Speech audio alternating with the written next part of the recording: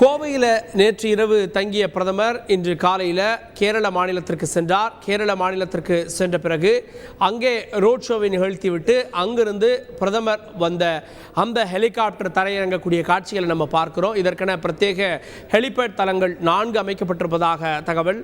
கெஜல் நாயக்கன்பட்டியில் பரந்த பரப்பில் இந்த கூட்டமானது மாநாடு போல திட்டமிடப்பட்டிருக்கிறது. மதிய நேரம், வெயில் நேரம், அதனால் பந்தலோடு அமைக்கப்பட்டிருக்கிறது இந்த கூட்டம் அப்படின்றத நம்ம பார்க்குறோம்.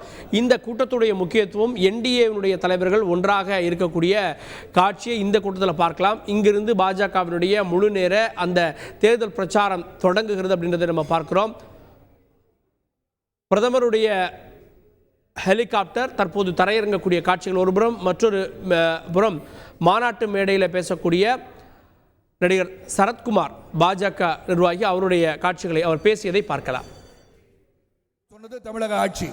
ஆனால் இன்று அதை நாங்கள் செய்கிறோம் என்று சொல்வதற்கு காரணம், அந்த பள்ளிக்கூடங்கள் மேம்படைய வேண்டும், சிறுவர்கள் சிறப்பாக அவர்கள் வாழ்க்கையில் கல்வி மூலமாக முன்னேற வேண்டும் அடிப்படையில் அவர்கள் செல்ல வேண்டும் என்பதை உணர்ந்து துண்டு சீட்டில் கொடுக்கறது மட்டும் படிக்கின்ற ஒரு வேலையை வைத்துக் கொண்டிருக்கிறார்கள்.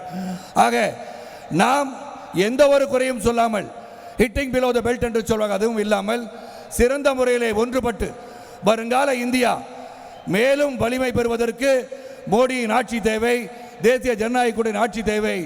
மோடிஜி அவர்கள் இந்த இங்கிலீஷில் சொல்ற மாதிரி, நம்ம கிரிக்கெட் மேட்ச் சொல்ற மாதிரி ஹேட்ரிக் பிரதமராக வர வேண்டும். வர வேண்டுமா இல்லையா? மோடி அவர்கள் ஹேட்ரிக் பிரதமராக வர வேண்டும் என்றால் தேசிய ஜனநாயக கூட்டணியின் வேட்பாளர் அனைவரும் அனைத்து இடங்களில் வெற்றி பெற வேண்டும்.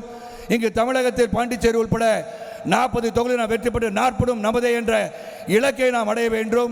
அமைதியாக இருந்து தமிழக மக்கள் ஒரு பெரும் புரட்சியை செய்ய காத்துக் கொண்டிருக்கிறார்கள்.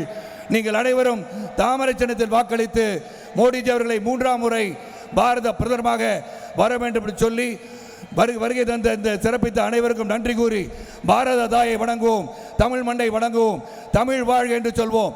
பாரத் மாதா கி, பாரத் மாதா கி, பாரத் மாதா கி. மோடி வேண்டும், மீண்டும் வேண்டும். செய்திகளை உடனுக்குடன் தெரிந்து கொள்ள உடனே சப்ஸ்கிரைப் பண்ணுங்க.